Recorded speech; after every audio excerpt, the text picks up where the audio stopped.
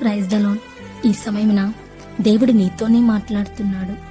మీలో ఎవరైనా కొన్ని సమస్యలు బట్టి ఏడుస్తున్నారా? నేను శాపగ్రస్తురాలినయ్యా, అందుకే నాకీ దుఃఖం, నా కర్మ అని నువ్వు అనుకుంటే ఒక్కసారి బైబిల్ గ్రంథం తెరిచి చూడు. లూకాసు వార్త 6వ అధ్యాయం 21వ వచనం. ఇప్పుడు ఏడ్చుచున్న మీరు ధన్యులు, మీరు నవ్వుదురు.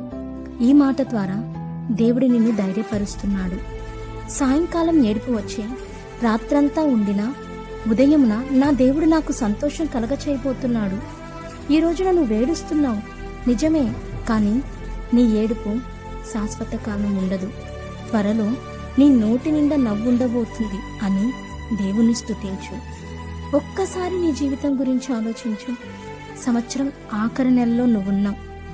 ఈ సంవత్సరంలో ఎన్నో సమస్యలు వచ్చాయి, ఎంతో ఏడ్చావు. కానీ ప్రతి నెల ఎలా దాటుకుంటూ ఆఖరి నెలలో ప్రవేశించావు? ఆయన కనుదృష్టిలో నువ్వు ఉండబట్టే కదా. నువ్వేడుస్తుంది ఆయన చూడబట్టే కదా. ఇంకా చెప్పాలి అంటే ఈ రోజు దాకా నువ్వు బ్రతుకున్నావు అంటే నీ ప్రతి కష్టాన్ని ఆయన తొలగించి నడిపించాడు కాబట్టే. Download ShareChat.